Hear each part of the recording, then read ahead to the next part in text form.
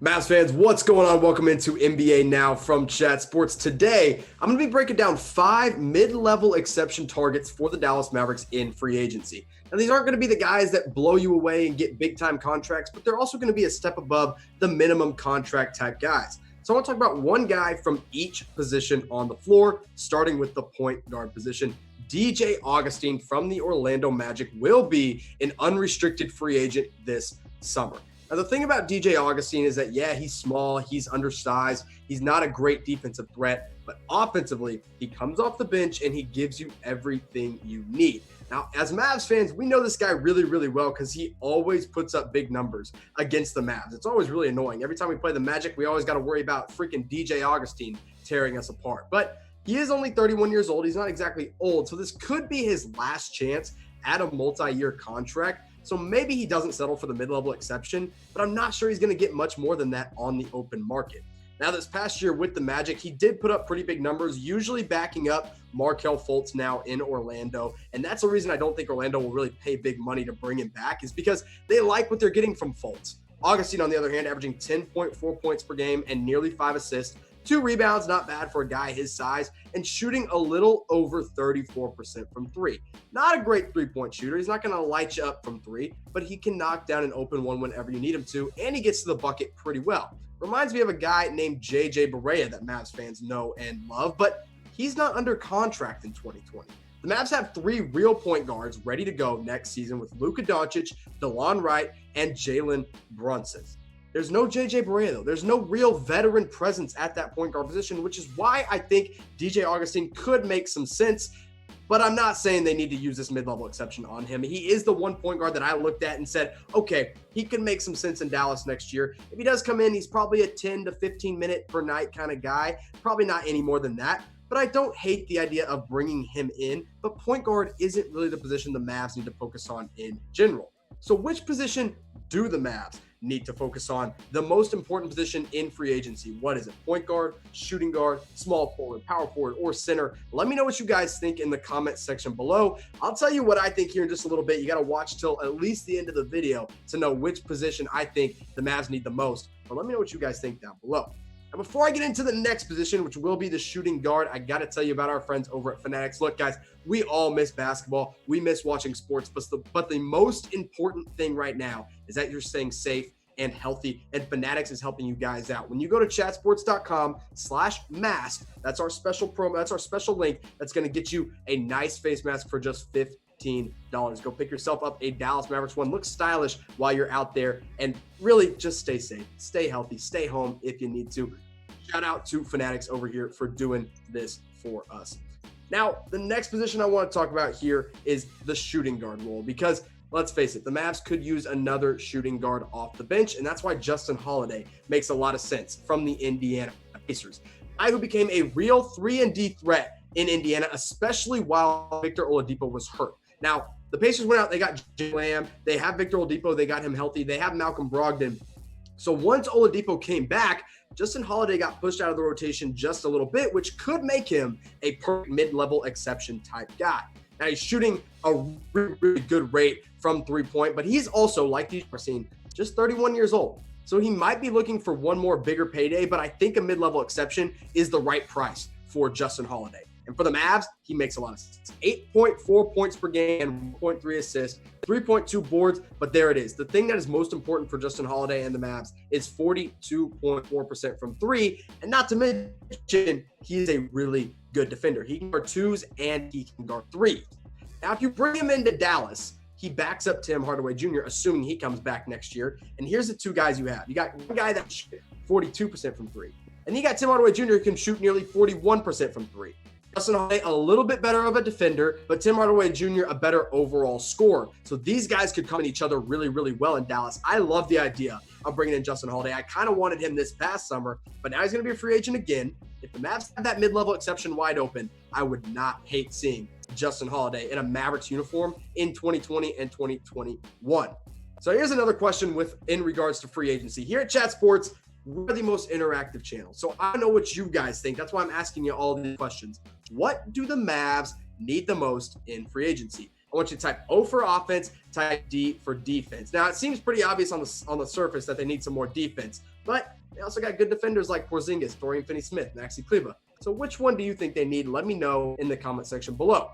Now, if you're in the defensive camp, James Ennis makes a lot of sense. Offensively, not going to give you a whole lot. His three-point shot did not look that good when he got traded to Orlando from the Philadelphia 76ers. But the thing about Ennis is that he is a consistently good defender off the bench. He's a guy who will definitely be able to guard threes, and he can guard some undersized power forwards as well. I think he could guard some twos, but you don't really want him doing that. And the reason this guy makes sense for the Mavs as a mid-level type guy is because there's not a lot of wing depth there. You got Dorian Finney-Smith, but Rick likes him more at the 4. You got Justin Jackson, but he didn't look good this past season. Tim Hardaway Jr. is more of a 2 than a 3, so bring in James Ennis and let him defend those good small forwards in the league.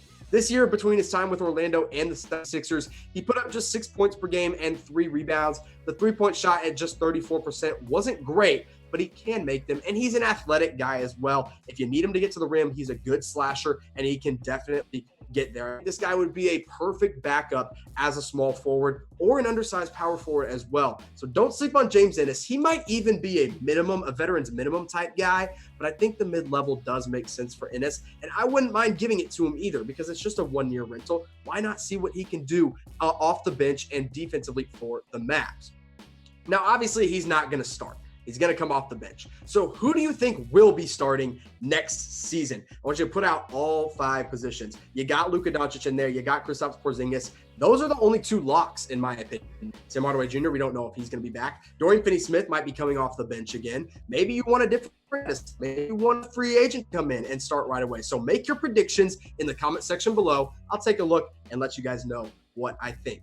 But let's keep it moving here. Before I do, I want to tell you to subscribe here to Chat Sports because it is so important that we have all of our NBA fans and all of our Dallas Maverick fans, especially hitting that big red subscribe button. We just hit the 180,000 subscriber mark. So now we want to get that up to 200K. And you guys are the only way we're going to do that. You guys are the best watchers, the most loyal fans on YouTube. So reward yourself by hitting the subscribe button and turn on your notifications for whenever we post a new video. Now let's talk about that power forward position for the Dallas Mavericks. Make some sense here. Dario Saric with the Phoenix Suns. Again, not a real sexy name, not a name you're going to be like, wow, that guy's going to make a big difference. But a guy who could come in and be a nice little reclamation project for the Dallas Mavericks. Now, in Phoenix, he didn't get a whole lot of usage. He actually had his lowest usage rate in his career coming over from the Philadelphia 76ers. But when he did play, he looked pretty good on the offensive end. He's a guy that can really create off the dribble and knock down a three-point shot if you need him to. Defensively, he's not going to do much at all. If you want a power forward that create off the dribble, that's what Dario Saric does. In Phoenix, when he was playing, he averaged 10 points per game, which is really good, and 6 rebounds. Now, 34% from 3 isn't great. He's definitely not the top 10 lottery pick that he was supposed to be when he got drafted by the Philadelphia 76ers. But this kid's like 25 years old. You can't give up on a guy that young that went that high in the draft back in the day. Saric is going to be a good player, I still think, in the league. And I think that would really help him reclaim that once high lottery pick talent that he really touted over from Croatia. I like Saric. Don't know if I want to spend a mid-level on him, but he could make some sense. Now, here's a big question, Mavs fans. This is obviously all of our Mavs video. How long have you been a Dallas Mavericks fan? Let me know in the comment section below. Now, I've been a lifelong fan, born and raised in Dallas. I've known and watched them my entire life, but I want to know how long you have been in MFFL. Let me know down in the comment section below. If you're new, that's okay. We welcome all Mavs fans, young and old. And before I get into my last position, once I get into the center position, I want to remind you to go to chatsports.com/MavsMask and get these nice face covering from Fanatics. They're going to give you a great deal, keep you safe and healthy in all these unprecedented times. It's just a really weird time. So go get your safe, healthy, and stylish with Fanatics. Now let's keep it rolling over here to the center position. Now, again, this is a position that the Mavs don't really need to focus a lot on because, let's face it, you got Boban Marjanovic, you got Kristaps Porzingis, you got potentially Willie Cauley-Stein, Dwight Powell, and Maxi Kleber. But if you want a shooter, Meyers Leonard is the way to go of the Miami Heat. Now, he's traded to Miami this past season from the Portland Trail Blazers. And really, since he's come into the league, he's been a good three-point shooter from the 5 position. Now, again, like I said, the Mavs don't really need a center. but you can never have enough shooters. And that's why I like Meyers Leonard for that mid-level. He's also really young. So you bring him in, he can make some sense for the Mavs. Not a great defender. He's not going to block any shots at the rim, but he is a good rebounder and a good athletic big man. 6 points per game and 5 rebounds with the Miami Heat this season, and shot over 42% from three. One of the best big man shooters in the league, actually, when you look at it percentage-wise, because there's only just three 7-footers that shot better than 35% from three this past season. Meyers Leonard shot 43%, Serge Ibaka 39.8%, and Mo Bamba 35.6%. Now, Mo Bamba didn't take a whole lot, but he did make the ones that he did shoot, so that's why he's up there. Kristaps Porzingis just missed the cut, in fact, at a little under 35%, hovering around that 34.8% mark. But Meyers Leonard, a guy who does make some sense for the Mavs if you really want a shooter. Again, don't need to focus on that center position, but Meyers Leonard could be a guy to make some sense for the Dallas Mavericks. But overall, I think the most important position for the Mavs to upgrade at is that wing position, especially getting a wing defender like Justin Holiday or James Ennis, two guys that I mentioned earlier in this video. Now, you've made it all the way to the end. I want to give you a big round of applause because, look, this is a great video. These are great things that we're doing here at Chat Sports. So if you made it to the end and you're a true MFFL, I want you to let me know. Type MFFL down in the comment section below to say, hey, I watched the entire thing. I am a true Mavs fan for life. Guys, thanks for watching, and I'll see you next time.